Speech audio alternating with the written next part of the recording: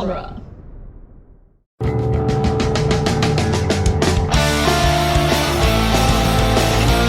In the world of Hollywood, movies get greenlit and redlit. They get remade and rebooted. But we are the Ideal. I'm Sam Gasch, and you are listening to Ideal Remake. Thank you for listening to Ideal Remake. We take movies that either have been, will be, or should be remade and talk about what the ideal version of that remake would be. My guest today is Scott Carelli, and Scott, the only way we'll be failures is if we never try to remake Heart and Souls. So Scott, sure. Is Yes. Heart and Souls a movie that has been, will be, or should be remade? You know, it hasn't. I would bet it probably wouldn't unless I'm the one who does it, because I don't think anyone's clamoring for a remake of this movie. But it should be remade because I think there's a lot of potential for a remake. I think the thing about this, though, is that it's the kind of movie that if they were to remake it today, they'd probably make it a TV show, which I think is a mistake, but that's probably what they would try to do. Yeah, I don't know. I think it needs to be a movie, but I think it is perfect for a remake. I don't understand why this isn't a remake in the same way that, oh no, Bradley Cooper and Lady Gaga. Oh, A Star is Born. A Star is Born. A Star is Born gets remade every 20, 30 years. Yeah, but those are all hits. For that. Yeah, those I know. Those are all hits, and so it has like, it's IP, and like, oh, people are like, oh, I know what that is. No one remembers Heart and Souls. This movie might as well not exist. It's like it was never made, despite the fact that it was directed by the guy who directed Tremors. Okay. Yes, I know. Why? He did Tremors. He did Tremors. Then he did City Slickers. Then he did Heart and Souls, a movie that no one remembers. Yeah. People should remember. Well, not no one. Like, I literally mentioned to a couple friends who are older than me. I was like, oh, I'm going to be talking about Heart and Souls. And they're like, I haven't thought about that movie in forever. I love that movie. Yeah. I mean, this is the thing. I grew up with this movie. Like, I think that I had forgotten it for a long time. And then I remember getting like a flash of a memory from this movie and being like, wait, what was that movie? I used to watch that all the time. And then I like looked it up. I finally figured out what it was. And I rewatched it like a couple of years ago.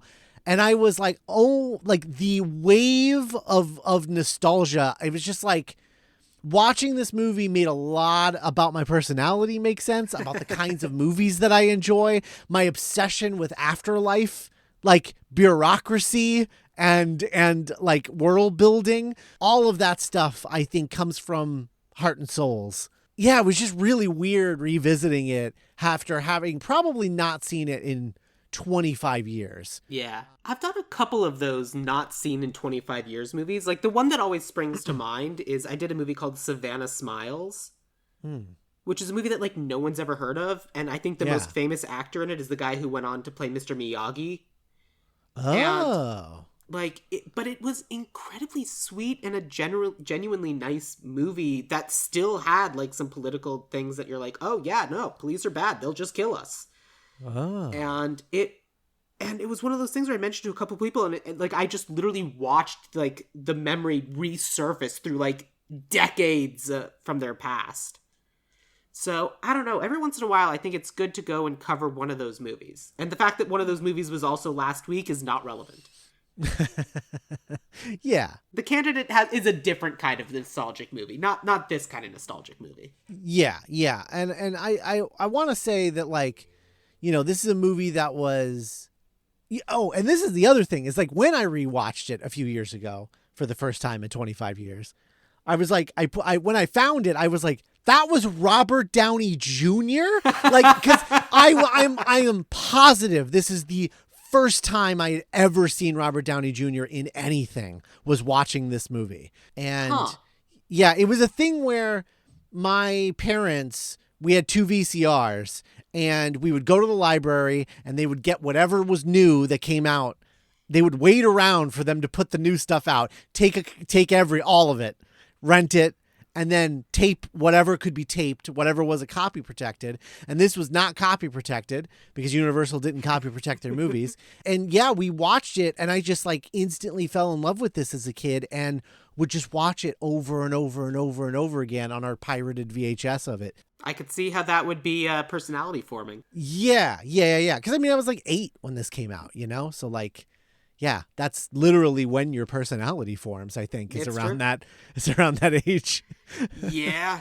Yeah. But like, I remember I texted you when I was watching this movie and like, I'm half an hour into the movie and I'm just like sobbing and I'm just like, why would you do this to me? Yeah, this movie, I will say this. This movie has a very weird structure. Yes. Because it's like it has 2 Act 1, Act 2, Act 3s. Like, yes. The first half hour has its own, like... It is 2 movies. Yeah, its own 3-act structure, and then the back half of the movie has a 3-act structure. It's very strange in that way. I guess for people, because this is hard to find, Sam. Sure. Why don't you tell everybody what this movie's about? That makes sense. Thank you. Also host Scott Carelli. Hey, 'tis the season. Absolutely. I should warn audience that we are currently recording. Scott is recording separately in a separate location, which would have happened anyway, but partly because I have COVID. So if I sound different and weird or I get short of breath, that's why. Mm-hmm. So, Heart and Souls. The basic premise of this movie we'll get to in about half an hour. He's right. The movie starts by introducing us to 4 different characters. Penny, Julia, Harrison, and Milo.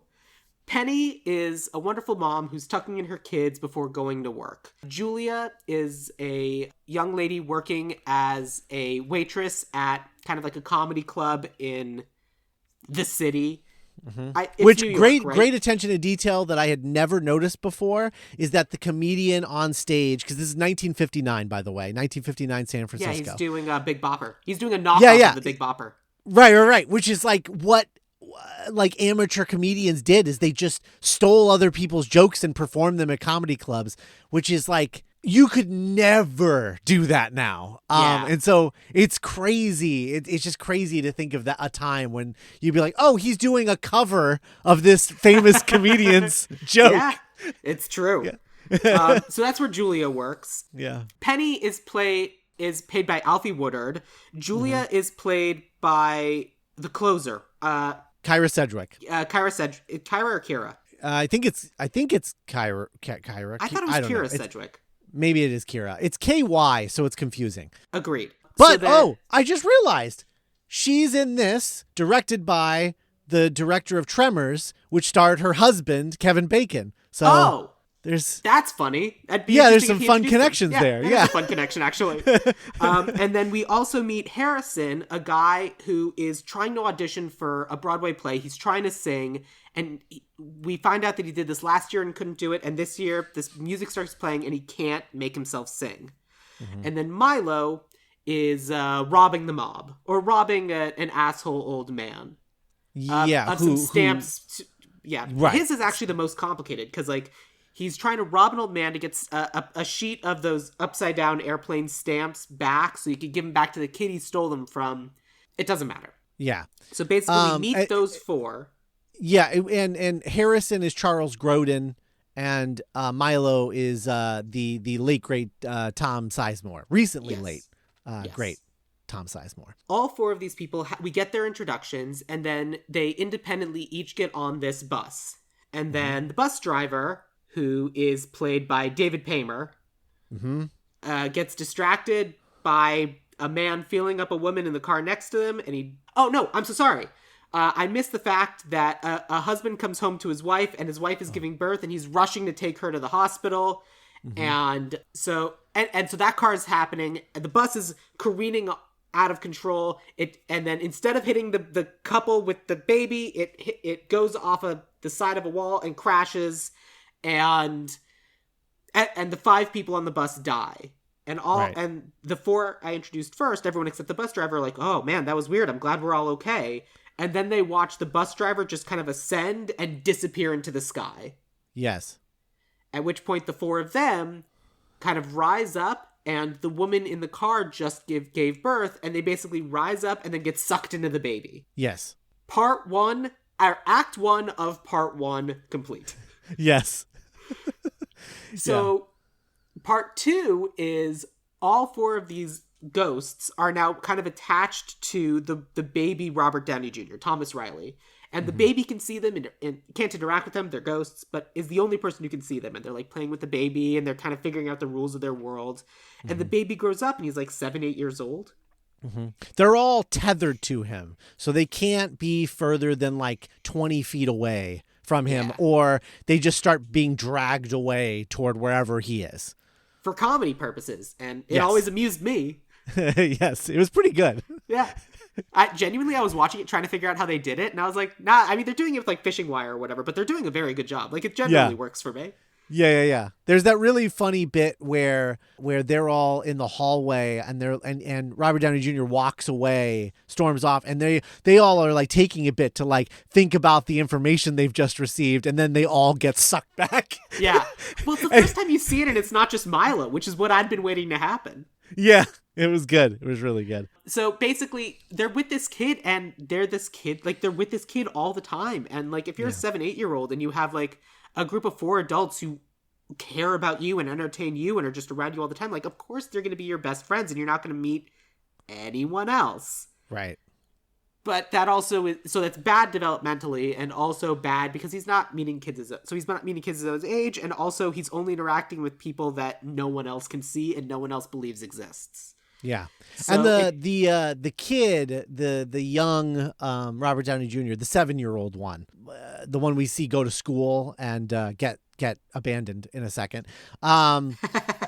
He's played by the kid who played Charlie in the Santa Claus. That might not mean anything to you, Nope. Sam, but the Santa Claus, which is a really great movie, and actually it's really funny because the head elf is Krumholtz, David Krumholtz. So I always thought it was really funny that the head elf of Santa Claus is played by like a very Jewish actor. And so it gives it a really fun vibe, and it's the reason why I've never associated Santa Claus with like Christian values. I've always considered him just like kind of like a fairy thing. I think it's because of that movie and literally David Krumholtz. Interesting. But Anyway, he's the kid in the Santa Claus. Like a year later. So basically, like, it ends up causing problems, and Milo kind of like convinces the kid to go gamble on the horses, and like it's like the kid, the guy doesn't want to take the kid's money, but Milo says, my dad will beat me if you don't take my money, and it's all right, kid, I'll take your money. But that ends up getting back to the parents, and child services show up, and basically the ghosts realize that like for this kid to end up growing up to be a stable adult, they have to not be the kid's only friends. Mm-hmm. So in the worst possible way to do this, they wake the kid up in the middle of the night and say, okay, we're leaving you forever. Goodbye. And the kid's like, what? And you just watch this child half an hour into the movie shatter. Yeah. As the ghosts kind of like make themselves not visible to the kid anymore. Which we don't know how they learned how to do that. I don't know. Yeah, that's something. That part doesn't really matter. No. Kudos to this kid who is a phenomenal actor in this. Mm-hmm. In all this whole section. Yes. Phenomenal little actor. I was just endlessly impressed with what he's just like a regular what's that kid from The Room? Or not The Room. Yeah. Whatever that kid's name is. Yeah, whatever that kid. Jacob Tremblay. Yeah. Good job. He's like 1993's Jacob Tremblay. And so anyway, so that is half an hour into the movie. Yeah. So now we get to the premise of the movie. The premise of the movie is Robert Downey Jr. is living his life being an 80s businessy guy, and he 1993. 1993 business guy. Yeah. And he doesn't know it yet, but he's haunted by these 4 ghosts. Mm-hmm. And we're going to find out that his that they all need him to help them resolve their lives so they can move on to the next world. Because when they made themselves invisible, they're still tethered to him. So they've just been following him around for the past 30 years, completely invisible. And it's a real bummer. It's a real bummer. And the four of them just hang out and they just like sit on his car when he's driving and, they just follow him everywhere. And it's... And so at the beginning of the movie part of this... Yeah. The start of the movie that we were pitched. Yeah. Robert Downey Jr. still can't see them. And they're all kind of living their own lives. Robert Downey Jr. is like doing his business thing of showing up in a business and saying, you guys haven't been paying your loans, so we're going to liquidate your company. And then he is having commitment issues with his girlfriend. It's almost like he has abandonment issues. Who can say? And he can say. They literally say, I have abandonment issues. I've always had abandonment issues. It's weird. It's almost like I was abandoned by when I was 7 by the 4 people closest to me in my entire life. I hope that doesn't come back. And they're kind of just going through those motions, but then the bus driver and the bus, like ghost versions, show up out of nowhere, and the bus driver tells the ghost, all right, get in. And they're like, what are you talking about? What the hell's going on? You killed us. And the bus driver's like, didn't someone show up and to explain to you what was going on? And they're like, no. And he's like, oh my God. Sorry. And basically he's like, no, this person you're tethered to, you got the chance to like resolve your lives. You haven't done that? It's been 25, 30 years. And they're like, we didn't know. And he's like, oh man. Well, now you got to come with me. And they're like, no. And he buys them some time. He's like, I don't know how long I can get because we are going to eventually need these souls again. You got to talk to the guy and you got to get him to help you to resolve your lives as quickly as possible because you're basically out of time. And they're like, ah! And so. Yes. The movie can begin about halfway through the movie. Yes. This point, there's like 50 minutes left in the movie, something like that. Something like that. Yeah. So they figure out how to make Robert Downey Jr. able to see them again because they go back to a core memory from when he was a kid and they're all dancing and singing together. And Robert Downey Jr. sees them, freaks out, drives his car off the side of the road, ends up in the hospital, and then ends up in a psych ward, like runs into a psych ward, and one of the crazy people can also see the ghosts. And he's like, oh, interesting. I guess they're real. Which, honestly, in terms of like finding a way to convince yourself you're not crazy by using a crazy person, wasn't bad. That worked for me. Yeah, I mean, it doesn't work for me because it's not... Schizophrenic people aren't magical. I mean, I don't think she was schizophrenic. Well, she was. She literally walked away talking about the other people that she sees and that no one else sees. That's schizophrenic. Fair enough. That's movie schizophrenia.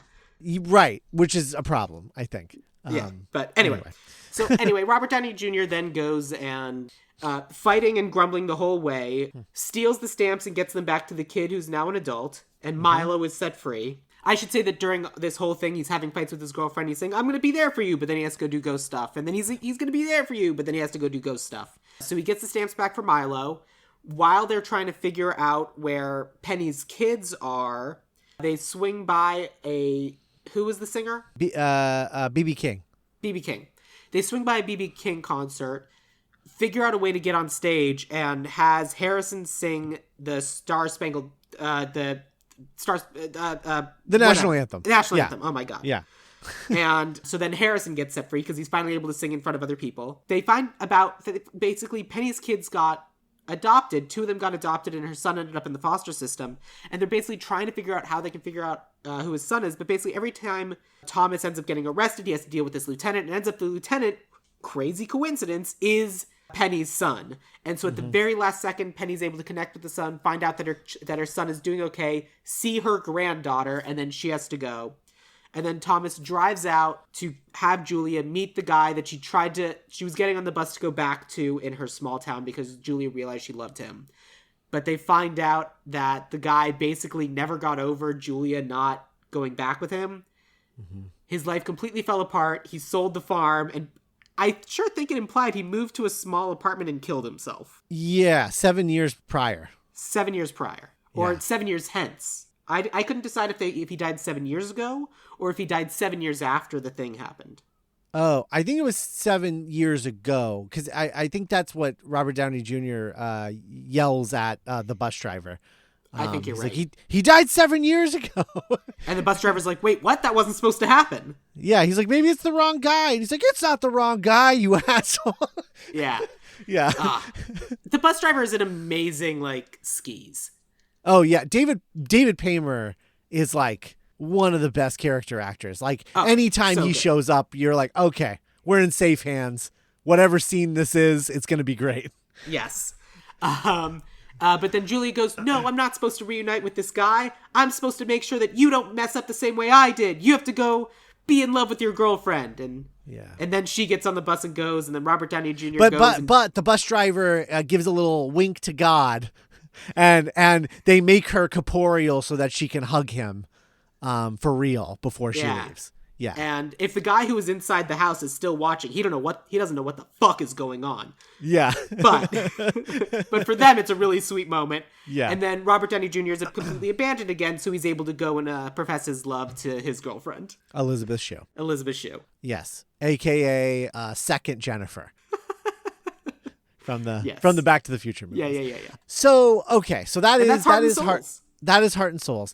So Heart and Souls was reviewed very poorly when it was first released. Really? And, yes. And the reason was because it was coming out in the cynical 90s, and this movie couldn't be further the opposite of cynicism. I mean, it is earnest, so earnest, and lots of coincidence and things that people don't like if they don't like earnestness, you know? And so, it was just reviewed very poorly because of that. And I think we hadn't as a society learned to Space Jam again. No, that was still a few years away. A few years. We were so close. But I think that the movie, like, largely, I mean, it's a surprising acting showcase for Robert Downey Jr., especially this era of Robert Downey Jr.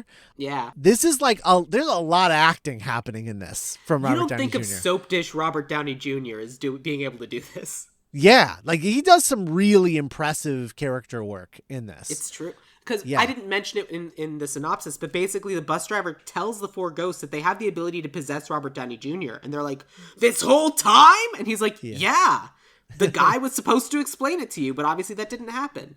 And so Robert Downey Jr. gets possessed by the four different ghosts and takes on those four ghosts. And there's a moment when Kyra Sedgwick possesses Robert Downey Jr. in a boardroom, and it is incredible. Yeah. He's also really good as Milo, too. He really is. Yeah, like it's really impressive. I think his penny goes a little too hard, and we barely ever see him as Harrison. His Harrison is just nothing. Yeah, right. Which, you know, it's Charles Grodin. You could do an impression of Charles Grodin. He's got a lot of things to do impressions of. It's true, and the best part is that when you're doing that impression, he won't be there, so it's fine. Yeah, that's true. That's very true. So, what I would like to start with this is the fact that, like, I don't think that there's anything wrong with this movie. I agree with that. I think that, you know, largely speaking, I think that there's some questionable stuff like the Julia thing. I'm like, I don't like that. Like, what is her thing? It's just about him. I don't love that. I like, if it's about the guy, then let it be about the guy, but then she turns it around and has it be about him. And then it takes on this, like, weird quality where I'm like, she's so close to Robert Downey Jr.'s age, and there's, like, this weird thing of, like, we're slightly entering into the realm of romance here, and it makes me a little like, I don't know if this. I don't know if they completely nailed that too. Like, when they hugged, I was like, I don't like this. Yeah. Because, like, it just feels weird. She's 30 years older than him, but also, or no, I'm sorry, she's 16 years older than him. How old was she supposed to be when she died? 16, 17? Oh, I don't know. I actually don't know. Because I think of her as being like the teenager who goes and gets a job in the big city. Yeah. I don't know, because it's hard to tell because of how they cast movies back then. Yeah. But yeah, it's so like, I don't love that. I don't love that both her and Penny, they don't have things that they want to accomplish. They just have like information they want. Yeah. And it's not even about them, it's about other people. And so like I don't love that. So I would like to change those things. But in general, I think the movie really does work and really does hold up. And I think it's a hidden gem from the 90s. Oh, absolutely. I genuinely love this movie. Like, this movie was really sweet. I had a great time watching it. For me, I was like, I think this movie works largely as a little bit of the time capsule that it is. Mm-hmm. For us, presumably, we'd be bringing it forward in time. Yes, sure. And just like the act of doing that will change everything. Like, that's true. I do have an additional thing though. Please tell me. Because again, I don't think there's anything wrong with this movie as is. And so if we're going to remake it, I want to fundamentally change something about it. Okay. One, I don't like Thomas's job, so I want to change that, and I have a pitch. And two, yeah, that's fine. And two, I think that if we already got the sort of like, this is the very like afterlife heavy one that is like very like, you know, we're talking about the afterlife and their spirits and yada yada. No one ever says the word ghosts in this. They use the term spirits. No, that's not true. Milo says ghosts at least once. Well, yeah, like in a passive way about himself, like a self-deprecating way. Yeah. But like they're like when the bus driver shows up to tell them the rules, he refers to them as spirits. Okay. You know, that's like the thing, and they're guardian angels or whatever they are, you know. So it's all very afterlife, kind of vaguely religion based. And if anyone wants to go and look at the poster right now, the poster for the movie is Robert Downey Jr. walking, and these four people literally gazing down at him through a beam of light from heaven. Right. So, and yes. there's halos in the logo. Correct. Yeah. So my pitch is in this, your first episode of October, is let's shift the tone a little. Let's make it a little less sickly sweet. Definitely I want to keep some of that, but let's make this a spooky October, like fun kind of comedy movie. Yeah. Let's lean a little heavier into the ghost stuff. Let's make this set at Halloween, and let's just have a little fun with that. And my pitch for Thomas as an adult is that he is after everything that happened with them as a kid, when he was a kid, and not having them anymore, and being convinced that he was crazy or whatever, he has devoted his life to being a famous debunker. Oh. So he debunks like ghosts and things like that, like people who say that they have they see has a ghosts. portrait of Harry Houdini up in his office. Totally, yeah. Right. And so, yeah, that's my pitch. I also think that we need way more Anne in this. Oh, his yes. love interest in the movie. So my pitch for her is that she is his producer and they are not dating.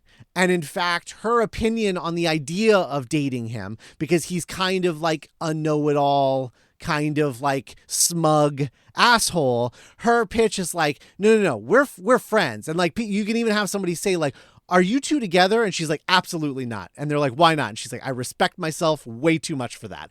Because she's like, yeah, this guy's a dick. But as the movie goes on and he starts devoting his like, you know, he's willing to like make a fool of himself for these ghosts that he loves, that he grew up with, to give them the thing that they wanted. She's like seeing this other side of him that she's never seen before, because he's always been this hard kind of cynic.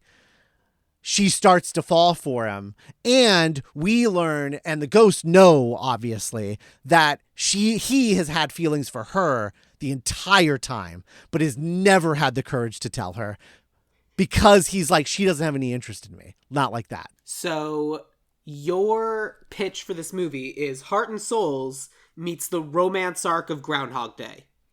Sure. Yeah, I guess so. But like, and you know, it's funny you say that, because my other pitch is that it's a one crazy night, not one ghost gets out over the course of like a week or however long. I also think it needs to take place in a single day. Like it needs to be a one crazy night because like it literally, I can buy you a day, but like we gotta go. Yeah. Because I also think it's important, like, because I think most of the first half hour of this movie should really go. It should kind of be, we meet the characters, they die, they get sucked into the kid, we see the kid, cut to the kid's an adult. And we learn about them leaving later. Yeah, we learn about that stuff. We see like pictures he drew as a kid, that sort of stuff later. Because I think you need to have your big tearful goodbye when all four of them get on the bus together and finally they have to say goodbye to this person that they've been with for 30 years. I agree. And so my pitch is like the public transportation accident or whatever, because this is the other thing. Because I don't know what makes them so special that they get this reward. And so my pitch to fix that is that whatever accident causes their death, his in labor mother is also there, and they leap in to protect her from it. And by protecting her and dying in the process, their reward is that they get tethered to this kid for, you know, the presumption of like, you're going to get to, you know, get your earthly shit in order.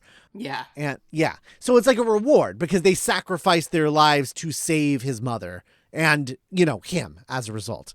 Yeah, if we're doing that, I would just say then the dad and the mom and the in labor mom should be also on the bus, and basically the four of them, not the driver, right? Whenever the bus crashes, like they get in the way and protect them, and the mother and the father and the now baby are the ones that are the only survivors from this wreck. I think that works. Okay. Yeah, in terms of the world building of this, we can have this reveal later on, but I don't like the idea of them turning invisible, right? But I think it is important to the story for him to be a cynic, that they have abandoned him in his eyes. However, how I want to change that up is that when he's a kid and he's drawing pictures of his invisible friends, he's drawing the pictures of the people who literally saved his mother's life. And she's like, oh my God, my son is haunted.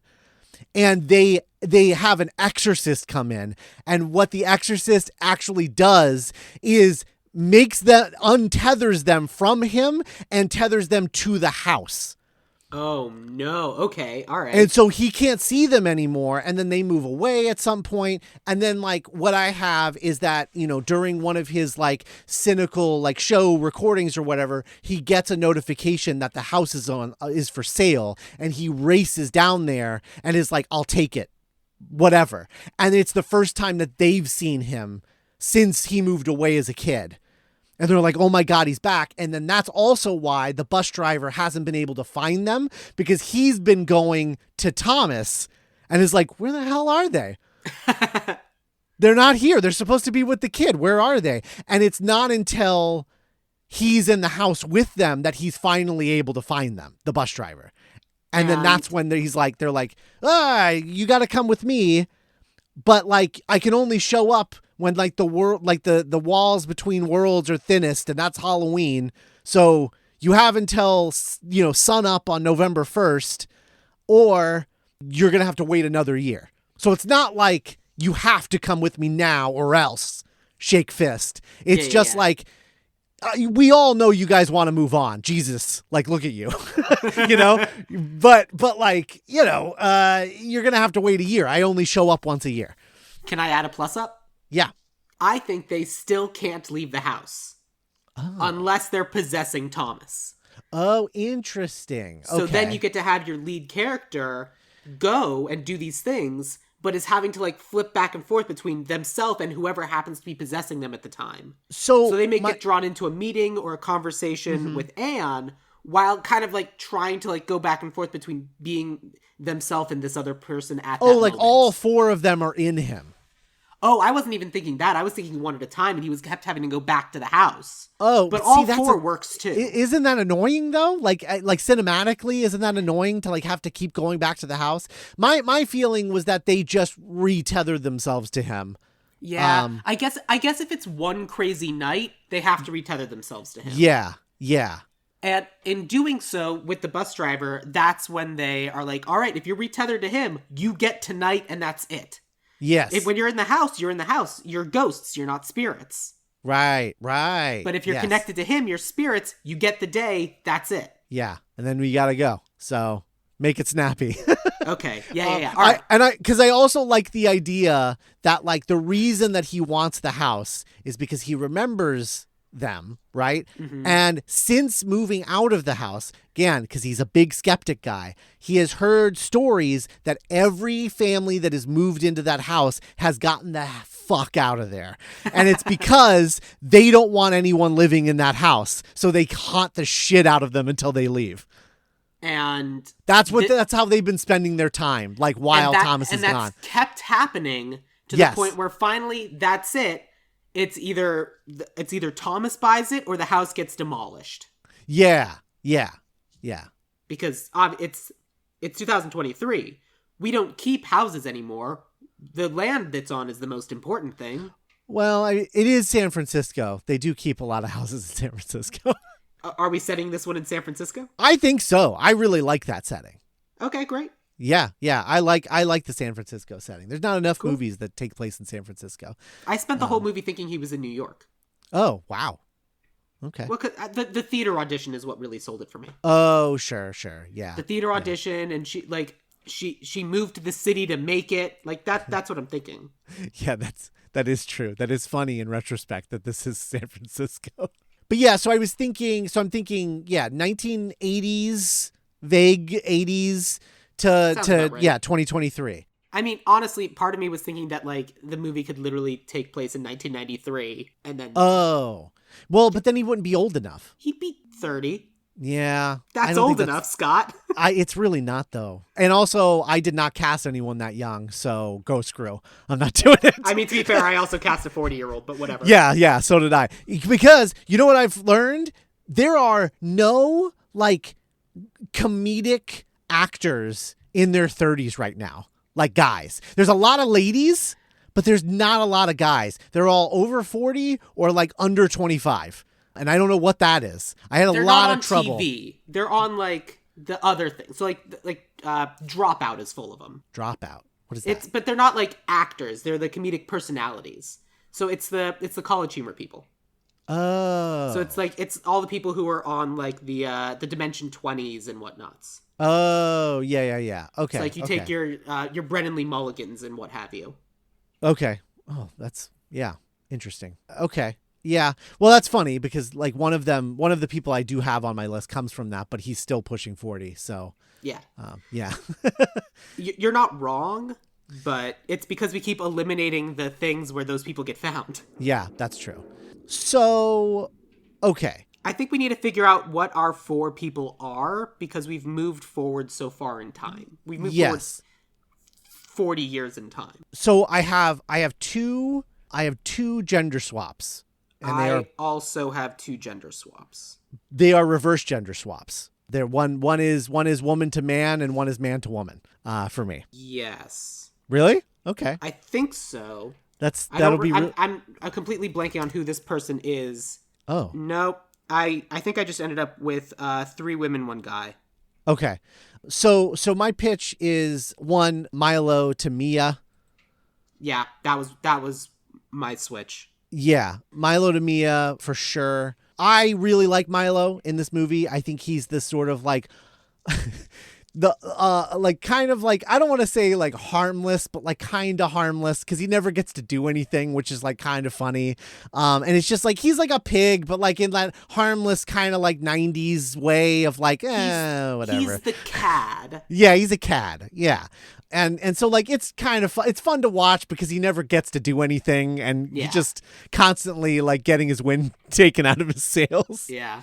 But I think that it's more interesting to have a woman, and I'm so excited to say who I have playing Mia.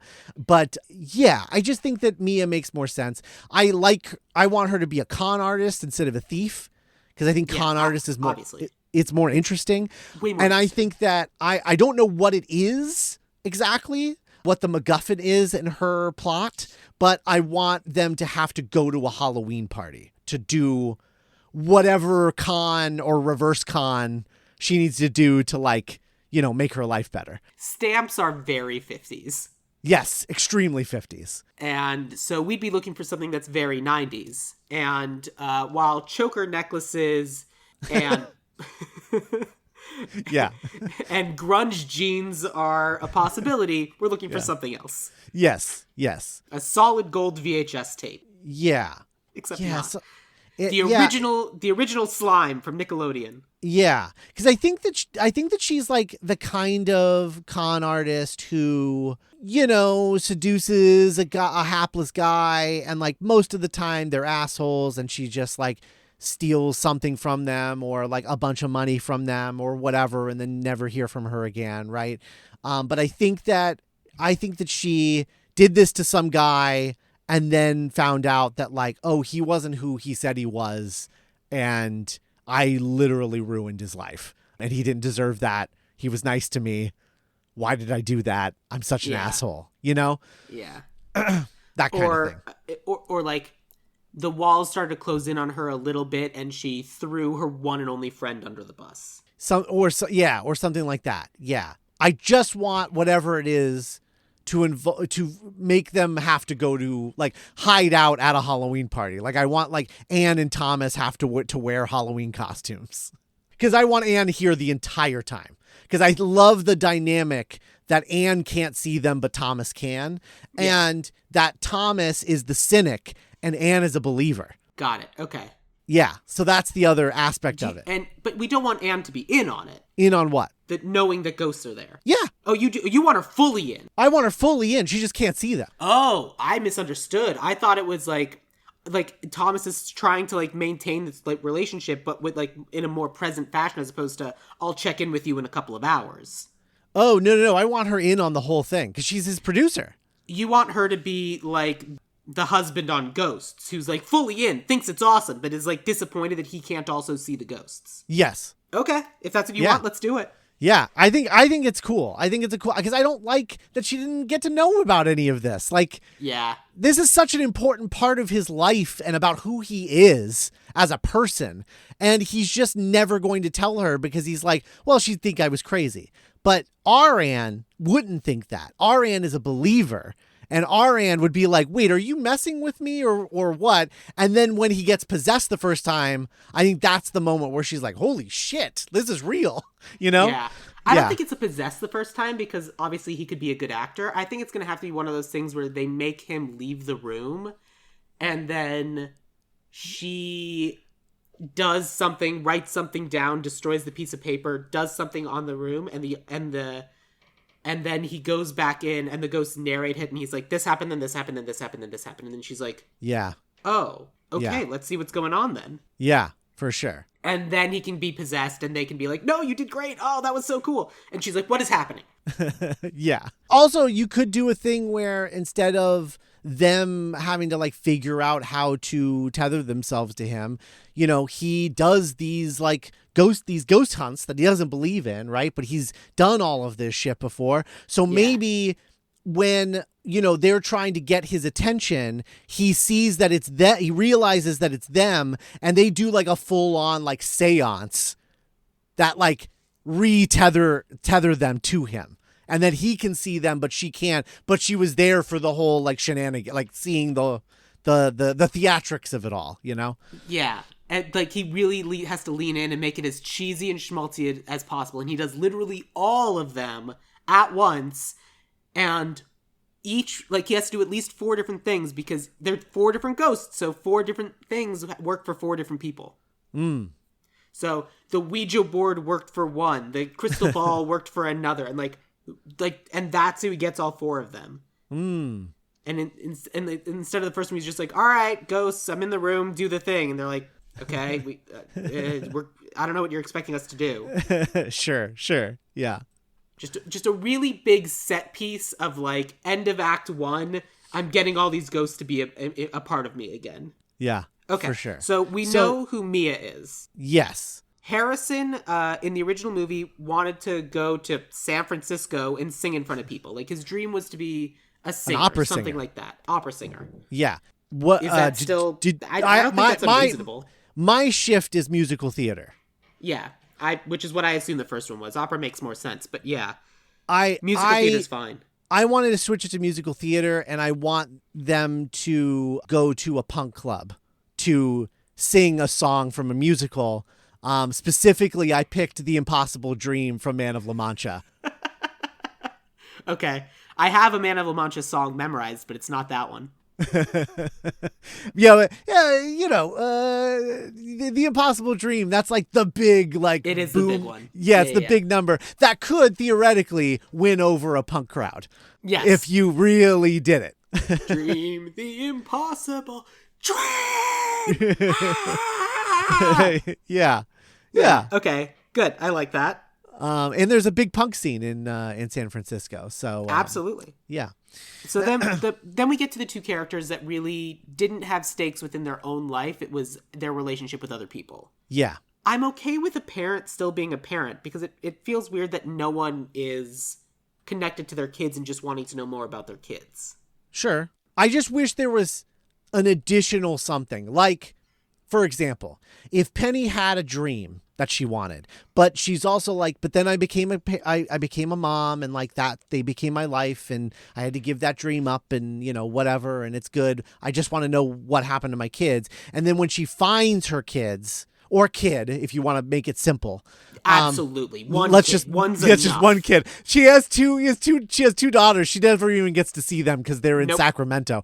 But yeah, so one kid, right? And when she finally does find this kid, like her daughter or son, whatever. When the black lady finds the one other black person in the movie. When she finds the other kid, they are doing what her dream was. Yeah.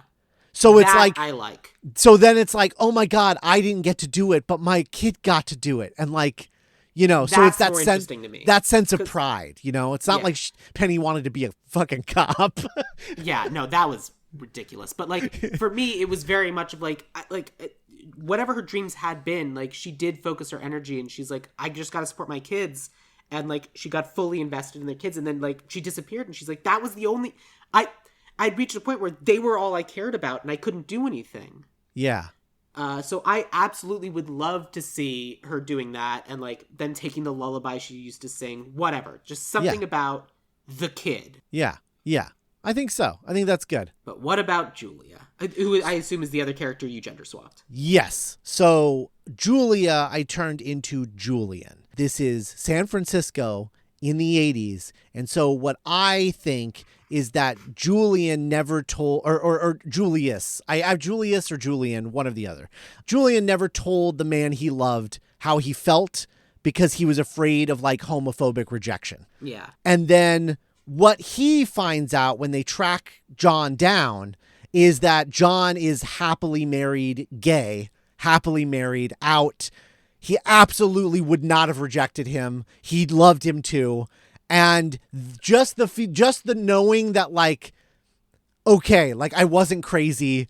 There was something between us. I was just too much of a coward to say anything. Thomas, you can't do that. So it's like, John's fine. John moved on with his life. He got married to another guy and they're happy. They have a family. Everything's fine. And so it's not tragic, right? But Julian is like, I'm so happy that John is fine and that John's gay and that I'm not crazy, but you need to tell that woman that you love her. Good. Yeah. I like that. All right, that's our forward. That's our emotional through line. What other structures and plots do we need for the movie that you've envisioned? Okay. So I think that the end of this movie is very sweet and Julius inspires Tom to tell Anne how he feels about her, and his sudden like heartfelt profession of love is what Anne, being sort of like a romantic at heart and a believer, like that's all she needed to know that he's changed, and like she's totally into it. And after their adventure that night, totally into it. They're together. It's great. They move in together into the house that he bought right, that he grew up in. And then it's like, oh, and they're like happily ever after. And then there's a knock on the door. And then he goes and he checks the door, and there's a ghost there. And then he looks behind that ghost, and there's a line of other ghosts. And we'll figure out that the rest of his life is just going to be helping these spirits move on. Like, that is what he's going to do forever. And it's like the opposite of, what he was doing as a career, which was like debunking this stuff. And because like one of the things that I wanted Anne to like sort of butt heads with him over is like he debunks like hucksters, right? And especially people who are like taking money from people looking for answers. And Anne is like, well, like, is that really what's best for the loved ones of the dead? Like, maybe they want some closure. He's taking down the psychic and the shopper. When he should just be taking down the psychic, the shopper is clearly a desperate person trying to find help. And he's taking them down with the person, and that's where Anne draws the line, because clearly this is a person who just wanted something. Yeah, it's too cynical. Yeah. And so having seen that he's changed, and we as the audience seeing that he's changed, because now he cares about letting these people like do the thing that they needed to do and move on. And now that's what he does for a living. I mean, obviously he has to do other stuff too to make money because Ghost can't pay him. But yeah. It's like that's like the end of the movie is like, and the adventure continues. We'll never make another sequel because it's not going to be as emotionally cathartic as this one. But not that kind of movie. But it's like we already have Heart and Souls. We can't use the S. Like that right. That trick's gone. Like we could do Hearts and Souls, but like we're not doing this. Yeah, actually, that would be really. Oh my God, that's what they call the business. Hearts and Souls. Hearts and Souls, because they're the two hearts. Yeah. And those are all the souls. Yeah. I mean, obviously the sequel is really easy. You do Heart and Souls, and then you just take that S and turn it around, and it becomes a 2. Look, all I'm saying is that the money's right there. Why don't we take it? And then you draw the money sign, the dollar signs through it. Yeah. Yeah. But yeah, I want the whole thing to have a very like Halloween vibe kind of thing, like, your Hocus Pocus, where it's just like that movie is all Halloween vibes, like Casper, like those kind of movies that have just like top to bottom, tip to tail Halloween vibes. Like that's what I want this movie to have. And I think we have that. Okay. All Halloween, all fall. Yep. Super cozy, layers, whole thing. Hell yeah. Hot chocolates, marshmallows, anything you could ask for. Pockets full of candy, burgling turts, the whole thing. Perfect. Cool. Well then, what other things do we have to get to plot-wise before we get to characters, or maybe we jump into characters? I think we can jump into characters. All right, let's do it. Let's talk about Thomas. Let's talk about who our Thomas is. You mean casting him? Yeah. Okay. So, Thomas. This took forever for me to find a Thomas, because I got news for you. There's no one like Robert Downey Jr. out there but Robert Downey Jr. True. It's very tough. Mm-hmm. Now, I thought about, I toyed with gender bending him. I also a couple did of times. Well. Didn't really work. I also think there's a creepy factor of a man possessing a woman. Like, just the sentence alone is bad. Yeah, it feels weird. Yeah. So I definitely went with an actor. It's an actor that I've used before on your show, but it was like, I couldn't think of anybody else. And I tried a bunch of different people, but I was like, nobody has the range of this guy. No one else I can think of can do what I know this guy is capable of and what is required by this. So I went with Dan Stevens. Great. Dan Stevens is, I cast him as my Flash, I think in our DC special that I was on, but he's done a lot of comedy. He's the new voice. He replaced Justin Roiland on Solar Opposites as just like, he's just using his own voice now. Great. Good for him. Yeah. But yeah, it's, he's a wacky character. Did you ever see Eurovision? No. Oh, really? Oh man, you would really like that movie. I just watched, a couple years ago, I watched just Eurovision, just the thing. Oh, yeah. Yeah, the movie Eurovision, the story of whatever. Yeah, the Will Ferrell movie. Yeah. So good and charming and sweet. You would really like it. But yeah, he's really funny in that. He's just, I've seen him play so many different types of characters since like I learned who he was watching him in The Guest from 2014. I just think that there's not a lot of guys who would be capable of doing this. And it's very important that you really lean into Thomas's like cynicism and kind of snootiness and arrogance at the beginning. And not a lot of people can play arrogant and humble. And I think that he could. So that's who I picked. Very curious who you picked though, because I would be all for switching this if you pick somebody great. So I also I had a lot of, I basically cast everybody else. And then I went back and was like, but who's going to play Thomas? Yeah. And I was like, I need someone who is funny, sweet, serious, who we can hate, but then learn to love. Right. And I also have used this actor before, possibly on episodes with you. It's all a wash. I don't remember. Sure. But I've seen him in Kong Skull Island. I saw him in The Good Place. He's in Loki. And it's an actor named Eugene Cordero. In The Good Place, he plays Pillboy. Oh. I first saw him, I've mentioned this show a bunch of times, but I first saw him in Other Space. He is a comedian's comedian. He is very funny, he's very malleable, and he can play so many different kinds of characters. He can play top of his intelligence, and he can play straight up dumb. And he is an incredible comedic presence, and he's very, very funny. Yeah, I think I've obviously seen him in Kong Skull Island because I have seen that movie, but I don't remember him. And he's the soldier that gets scared. He's just terrified the whole. Okay, I vaguely remember that. Obviously, I remember him from The Good Place. He's also really great on Star Trek Lower Decks. I believe that. Yeah. He's also in Mandalorian for an episode. Oh yeah. The I farmer vaguely planet. remember that too. Yeah. That's the sort of guy he is right now. He keeps popping up and just playing wildly different characters and just being a really good character actor. Which my only thing is I've never seen him play arrogant. That's my only thing. So like I don't know that I would buy him as like an arrogant asshole. Just his eyes are so kind, Sam. With him, that's true. My first experience with him is he kind of plays a bit of a he plays a bit of a sweetheart in Other Space, but then they get like he and Milana Weintraub get trapped on some planet together for like a day, and then he ends up having to take his shirt off, and she just like has one of those moments where he's like, I mean, I'm pretty ripped.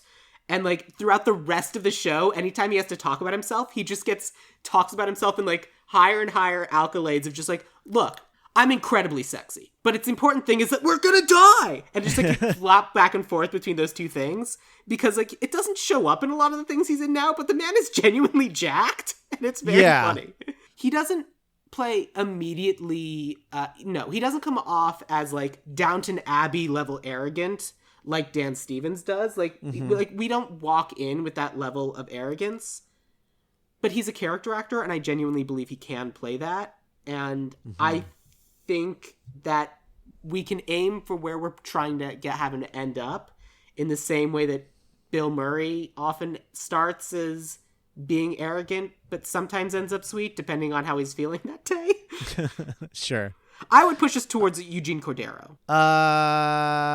Okay. Especially because we're likely going to get most of the rest of yours. Oh, okay. Until we get to the bus driver. But whatever. Oh, I don't know. Wait till you hear my bus driver. For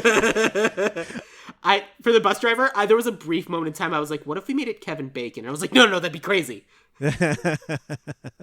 That's funny. We can come back to this, but I also toyed with Donald Glover as Thomas just because like you definitely like he's like kind of arrogant now, like just in general and stuff because he's like I'm a man who succeeds at everything he tries to do. I wonder what makes him arrogant. I know, shocker. But I would love to see a movie where he starts off in that personality type where he is currently, and then just backtracking back to like Community.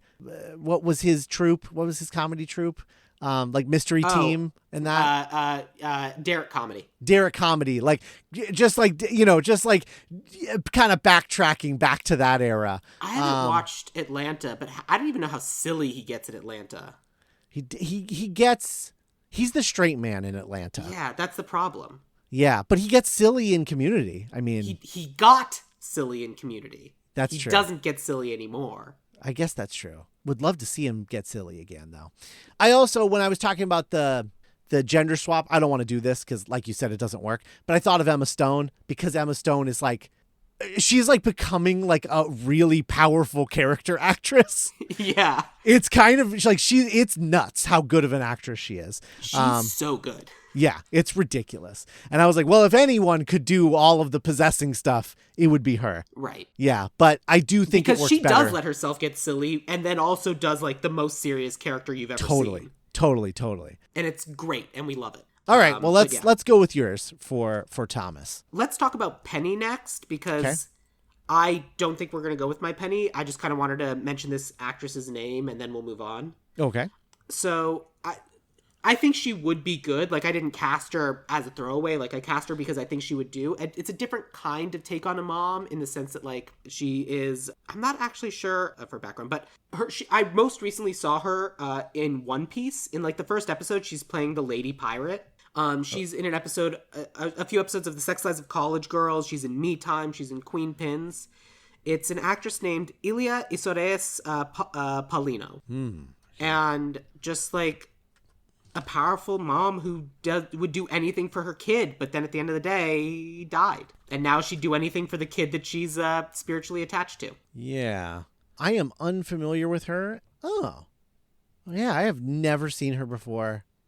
I don't think I've watched anything that she's been in. Oh, okay. I remember her from Sex Lives of College Girls, but vaguely. Yeah. Okay. Interesting.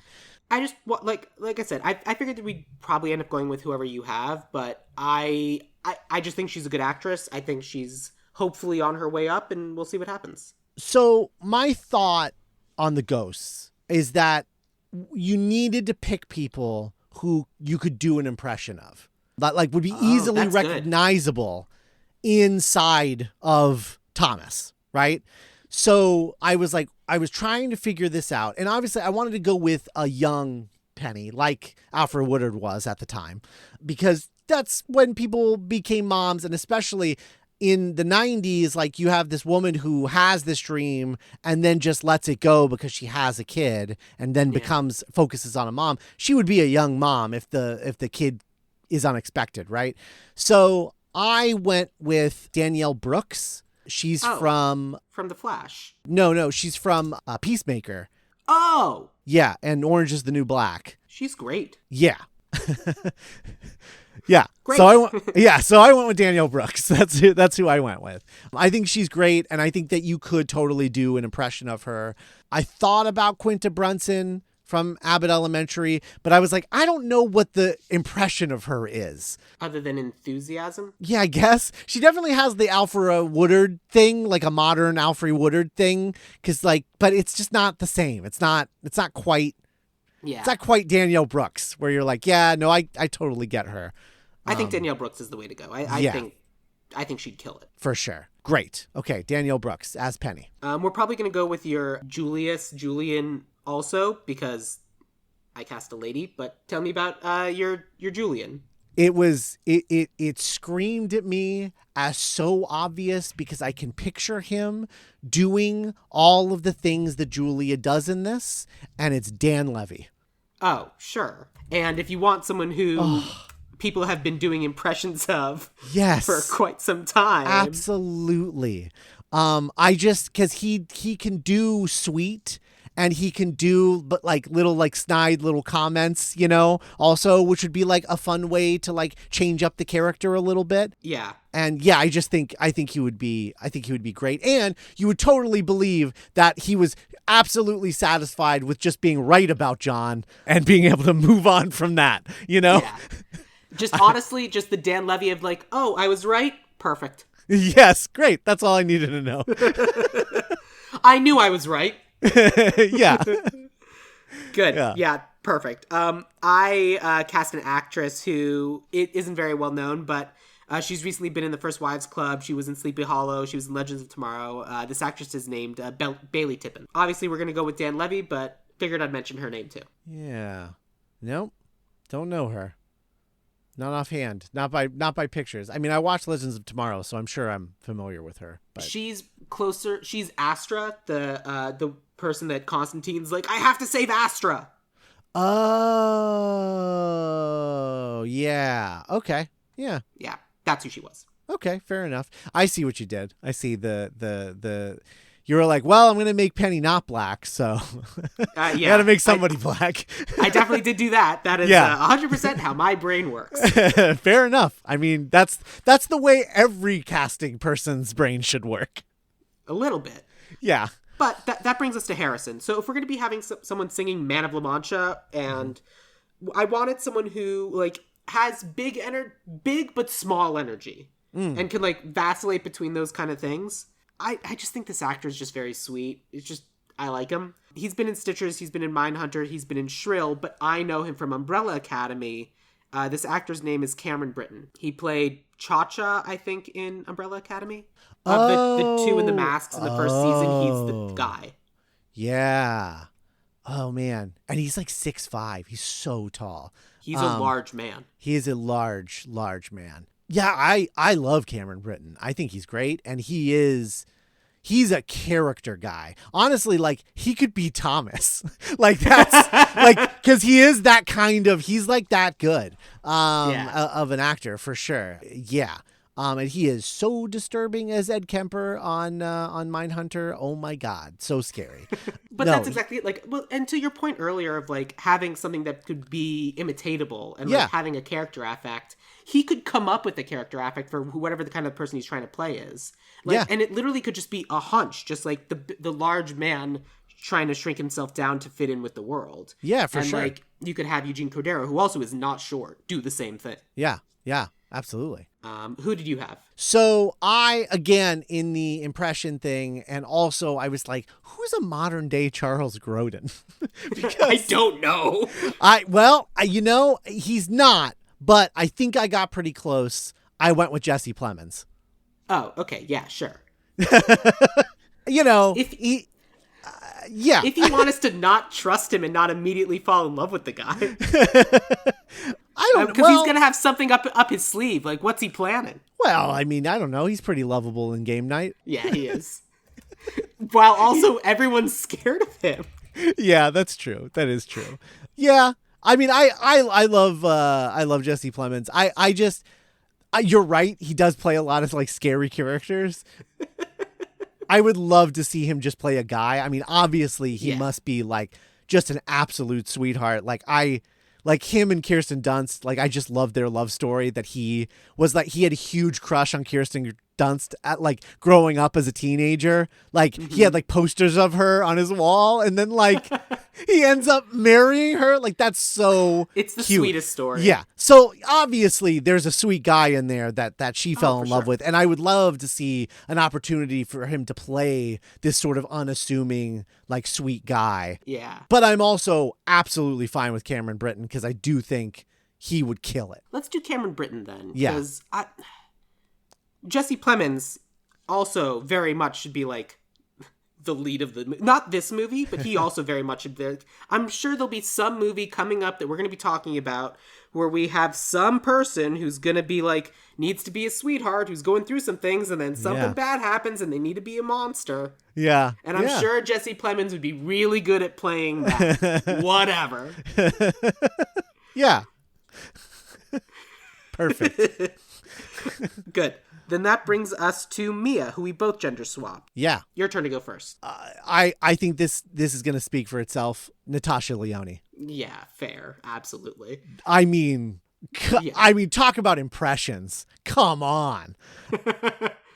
Yeah, that's also true. Seeing Thomas possessed by Natasha Lyonne and just doing the like that whole thing, and just adding the rasp to the throat. Not like this, but like good. Yeah, right. Yeah, because that's just your Beetlejuice that you were just doing. No, my Beetlejuice is different. I was doing could you pass me my cigarette, sweetie? Oh, Mama needs to get a hit of joy. Sure. Yeah. That's the voice I was doing. So Natasha Lyonne, I mean, she's totally capable of nailing this energy. in her backwards in heels, you know, like yes, it's absolutely. Yeah. So this one felt like a no-brainer for me, but I'm curious who you cast as Mia. I went very 1-for-1, not for Kira Sedgwick, but for like con man thief. Yeah. This is an actress who has been in Hunters. She's been in Fear Street, and she plays Nami in One Piece, the con man thief, who I know you haven't watched the show yet, but her name is Emily Rudd, completely unrelated to Paul Rudd. I checked. Yeah. I don't know. I mean, I've seen Fear Street, so I'm obviously familiar with her from that, but haven't seen One Piece, haven't seen Hunters. Obviously, we have to go with Natasha Lyonne. Like, in terms of like people to go with, Natasha Lyonne's the correct choice. If this wasn't an Ideal Remake and we were going with the people we could afford, Emily Rudd would be our knockoff Natasha Lyonne. Sure, fair enough. A person who plays a redhead but is actually blonde. Oh, crazy. Bonkers. What are the odds? All right, so good. Anne and the bus driver are the other two people I have because they're the only other people in the movie. Okay. Yep, that's all I got too. So then Anne, I wanted someone who could keep up and would be like just as dry wit, just as fun, who I think you and I both love, but like hasn't had as many opportunities to really shine because she's been in Flowers and she's been in Loki, and that's Sophia DiMartino. Oh, is that female Loki? Yeah, that's Sylvie. Yeah, I mean, she's great. Yeah, she's really great. I love her. I'd love to see her do something. And she could totally play a producer, without a doubt. Like somebody's like put upon producer. Some smug jerks put upon a producer for sure. And genuinely, if we had decided that gender swapping the character would be a good choice, she would have been a good choice for a gender swap. That's true. But it doesn't work. Yeah, it doesn't work. It just doesn't work. No, that's really good. I went with an actress named Freema Agyeman. Oh, I don't know who that is. She is most well known as the second companion of the 10th Doctor, but she went on to be in lots of stuff. I mean, she's never stopped working. She's been on goes from one show to another long-running show. But yeah, she's been in Sense8, the Wachowski sisters Sense8, and Law and Order UK, which is the only watchable Law and Order in my opinion. Because the seasons are short and the episodes are better. Yeah, I don't know. I really love her. I've loved her since she was a companion. She's one of my favorite companions, and she's underrated. Most people don't like her very much. Is she the one that was a Dalek that got turned into a person? No, that's Clara. That's way later, actually. That's like 4 companions later. I believe you. Yeah. Fair enough. No, for Freema Agyeman, she's just really capable of playing like very like headstrong and whatever. Like she was on the Carrie Diaries and she played this like fashion magazine guy. Like she was supposed to be kind of like a riff on like Devil Wears Prada, sort of. And so she's really good at that, but she's also really good at playing like, I don't know, just everything. Like she's good at characters and stuff. And I believe you. I'm happy to go with her. Freema Agyeman is a name I did not know, so I'm more than happy to cast this person. That sounds all right, great. Fantastic. Let's do for Freema Agyeman. Yeah. So tell me about this bus driver you had. So this one just hit me like a ton of bricks. Like I wasn't even like, because I wasn't even sure if he was going to be a bus driver or what. So like, I was like, I don't know what I'm going to do with that. I'll get to that later. And then at one point or another, I was like, I don't know. I don't even think I was thinking about this episode. And then it just hit me like, oh man, Brendan Fraser would be a great Hal the bus driver. That's an insane pull.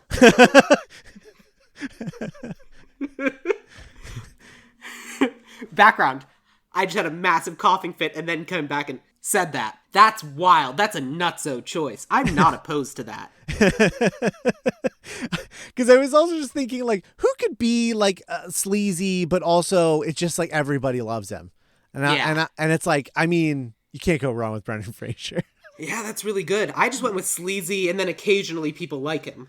Not loves, likes. Yeah. Who'd you go with? I went with good old Bradley Whitford. Oh. So playing a very high stakes character in kind of a low stakes position. Yeah. That's interesting. You know what's so funny is like Bradley Whitford, like I feel like I haven't even seen him be sleazy in a long time. Can't remember the last time, because now he's got the silver hair. He's like the silver fox look. He's the I would have voted for Obama a third term if I could have. Yeah, he's that guy. But yeah, it's so funny because he did start out as like a sleazebag, like Billy Madison, right? He's like that was like the sleaziest sleazebag.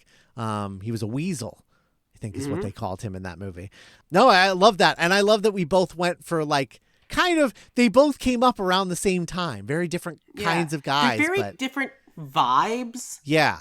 But they both play this part very well. Yeah.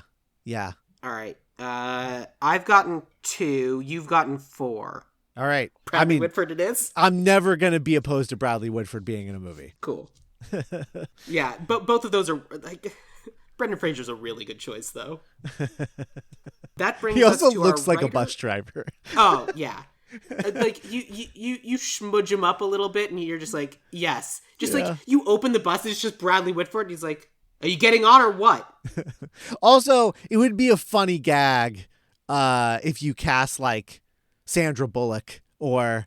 Yeah, sure. Can you imagine you open the door and Keanu Reeves is your bus driver? Right. Like that. Either one of those would actually be kind of a funny gag. That would be very, very funny. Or Alex Winter would be another funny gag just because of the connection to Keanu. Sure. Like because it's like the door is a little bit like a phone booth door. I don't know. It's just all the connections we are get there. It. We see what you're doing. Yeah. Anyway. But yeah, all that's great. But we still got to do writer. We got director. I have separate writer and director. Do you have separate or a hyphenate? I have separate. Okay. Then let's talk about writer. I will tell you about my writer first. She is a TV writer. Actually, both of my people do TV, but I'm picking her because of the blend of things that she's worked on. She's a Pixar writer. And she recently was one of the writers on Elemental. She's also written on After Party, and she was a writer on How I Met Your Mother. This is a writer named Brenda Sueh, Hsueh.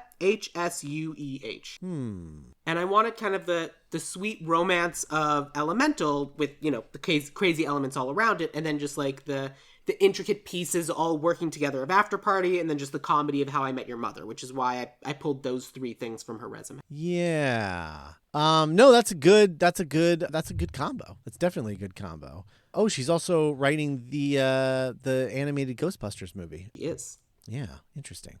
No, that's a good combo. When I thought of this, I was like, okay, this is going to be like, this movie's very character dependent and the way the characters interact with each other. And I was just trying to think of like, who is a writer I just think absolutely nails character dynamics to the fucking wall every time. And is someone who like maybe has never written a movie before, but if they ever did, I would be fucking hyped. I went with Megan Gans. Okay. I immediately don't remember. Megan Gans is one of the showrunners of Mythic Quest. She also wrote tons of the best episodes of Community, including one of the only good episodes of season 4 of Community, which was the Halloween episode where they're all trying to get out of that house, the weird escape room house. Halloween episode. And she's written, she also writes for It's Always Sunny in Philadelphia now. So she's really just like in that group of guys at this point. But I've been a fan of hers for a very long time. I think her Community episodes are some of the best in the series. I just think that she's really great, and Mythic Quest has phenomenal character work, and everything she does is like all character first. And this is exactly the kind of movie that I would just like kill to see her write. So cool. Assuming it wasn't you. Right. Assuming it wasn't me. Correct. Good choice. Who's your director? My director, because I want this to be like top to bottom, tip to tail, like Halloween vibes, right? I was like, what's a director who has done not the Halloween thing before? Because I don't want anyone to like repeat themselves. So who's done like, maybe a Christmas movie that is like tip to tail, top to bottom, Christmas holiday vibes. I was like, what's a recent director who's done that? And I was like kind of going through, and I figured out that I think, and I was like the type of movie this is, everything about it sort of lines perfectly up with Paul Feig. Interesting. Okay. Because he did Last Christmas, and Last Christmas is very like schmaltzy and whatever, and you see the twist coming a mile away, but it's very Christmassy. I mean, it is like he spared no expense in making this like just top to bottom Christmas vibes, the movie. In fact, that's what he could have called it. And so the idea of him doing that with Halloween, with this movie, is something I would be very interested in. And him directing it would almost guarantee that this would be in theaters, which is nice. Yeah. Well, you know who created the show Other Space and first discovered Eugene Cordero are Paul Feig, right? Paul Feig. Yeah. So yeah, that's true. You got to go with Paul Feig. Yeah. I mean, that makes sense, right? Kind of have to. Who was your director? My director, I pulled, again, a TV person, but I pulled because of kind of the mishmash of things that she did. Because she was a director on Loki, on Sex Education, on Daybreak. It's a director named Kate Herron. Oh, yeah, Kate Herron, for sure. That's great. Yeah. Yeah. I love Kate Herron. Yeah. I mean, Loki is impeccably directed, and she directed every episode. That's right. Yeah. That's basically like directing a movie. I mean, that's directing like 2 movies. So, yeah. That's great. Kate Herron's great. Obviously, we have to do Paul Feig, but well, so we have to do Paul Feig, and then I'm more than happy to do Megan Gans. Okay, sure. I mean, Brenda, I can't pronounce her last name. Sue is also a phenomenal writer, and I think either of them would be great. But assuming we would want a little bit more of a bite, Megan Gans. That's what I was just gonna say. Probably what we would need. Yeah, that's what I was just gonna say. I think she would. Yeah, be able to play. I mean, I also wouldn't be opposed to Dan Levy writing this. Also true. Also a great writer. Absolutely. So yeah. I'm sure he'd do a pass. Probably. At least on his dialogue, right? Correct. And that's how we get him to be a part of the movie. Yes, absolutely. But yeah, that's Heart and Souls. Yeah. Let me take you through our cast list. Thomas Riley will be Eugene Cordero. Penny will be played by Danielle Brooks. Julian will be Dan Levy. Harrison Winslow will be Cameron Britton. Mia Peck will be Natasha Lyonne. Anne will be Freema Agyeman. Yeah. Agyeman. Yeah. Freema Agyeman. The bus driver will be Bradley Whitford. All of this will be written by Megan Gans and then directed by Paul Feig. That is Heart and Souls. Yeah. Scott, you gonna go see this movie? Oh, hell yeah, I am. You gonna subscribe to Stars to watch this movie? Yes, absolutely. Cool. Thank you so much for having me watch this movie. This movie was very, very sweet, very nice. I loved watching it. That's a relief to hear after your reaction to Defending Your Life. Yeah, I'm sorry.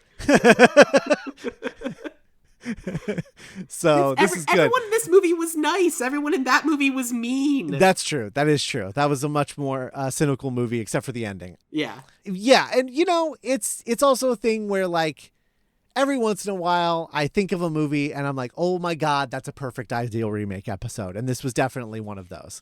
100%. Yeah, this and Father of the Bride were the two that I was like, oh, this is perfect. This is good. Exactly right. Are you happy with where we ended up? Oh yeah, very much so. I think this is I think this would be a great movie, and I think Universal should really let someone remake this. Just saying. I mean, Universal, it's IP. That's all the requirement you have these days. Yeah, it's true. And there you go. Yeah, it's worthless IP, but it's IP all the same. Nonetheless. Cool. Well, Scott, thank you so much for being my guest for this episode. Why don't you... One thing I forgot to bring up. I did make a list of possible songs that they could sing. Because in this, they sing Walk Like a Man, which was weird because they're all singing a song that came out after they died. I didn't... I mean, I'm sure it was... How soon after they died? I'm sure it was playing on the radio when they all got into it. Yeah. It was 1966 is when that song hit. So they died in 1959. Well, that actually does work. Yeah, because they're ghosts and they're like hearing the music he's listening to. But yeah, it's just interesting they have like a whole routine. Yeah. When it's like a song they all learned kind of recently. So then we need a song that came out in the late 90s? No, it would be the like either the I chose either the late 80s or like kind of early 90s because it's from when they were alive. Well, the 80s one would have been from when they were alive and the 90s one would have been from when they were ghosts with him. Yeah. In the 90s one, I was like, because I was trying to think of like ones that like a big group of people could sing together, right? And so I went with for the 90s, I either went with Ironic from Alanis Morissette. Oh my god. Which is I'm just trying to think of like a bunch of people just belting out Ironic by Alanis Morissette. Or I was waffling between No Rain by Blind Melon and What's Up by Four Non Blondes. I think any of those could be like big singing numbers. All right. That are like era specific, I guess. But anyway, plugs. Everything on Dueling Genre. Go check that out. Go check out my podcast, Franchiseography. We'll be talking about the Mummy movies. When you guys hear this throughout October, we're talking about the Mummy, that franchise on Franchiseography. It was a listener pick. Everyone really likes that first movie, and then they made us watch all the other ones. So that's interesting. Yeah. The Mummy Returns, a very good sequel for possible Ideal Remake episode. That's true. Sequel ideas are always fun. Just putting that out there. In any Something event, for next year. Yeah. Check that out. It's Franchiseography. You get it wherever you get your podcasts or on the duelinggenre.com website. And Geek by Night, my the original scripted narrative audio drama that I write with Cass Fredrickson and Nick Jimenez, who will be joining me on this very show sometime this month. Next episode? Maybe the next episode, maybe the one after that. We don't know yet. We'll figure it out. We do this show called Geek by Night, and it's coming back with its final batch of episodes. In fact, it is entirely likely that the first episode is back as of you hearing this, I believe. So yeah, I think that math checks out. If I'm remembering my dates, it's either about to come out or it just did. Yeah. In any event, yeah, check all of those things out if you like my vibe. I don't know. and then you can tell us how much you enjoyed these things by joining the Dueling Genre Discord. Yes. I mean, Also join us Patreon. On Patreon too. Also Absolutely. Join the Patreon. Yeah.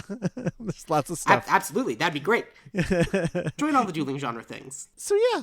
Thank you, Sam. You're welcome, Scott. If you're interested in following me on social medias, I'm on BlueSky at Sam Gasch, SamGasch, or the podcast is on Instagram, but it's mostly just me on Instagram, posting pictures of me on strike whenever I get a chance to actually go, at Ideal Remake. Yeah. Or leave any of Scott's or any of my one podcast review on Apple Podcasts. It helps people who have never heard of the podcast find them. And that would be lovely. So yeah. Thank you once again for being a part of this episode. So, Scott, I will end this episode the same way I end every episode. What is your favorite quote from the movie Heart and Souls? I don't know. I mean, there's just there's something. This isn't like the most quotable movie, I would say. It's not. So I'm just going to quote Charles Grodin's Harrison because there's just something about his neuroses that I just find so charming, which is the line where he's like, I'm telling you, I always fail. Then my whole life will be a complete failure. Bless his heart. Charles Grodin. Yeah. R.I.P. It's good. All right. Thank you, Scott. Bye-bye.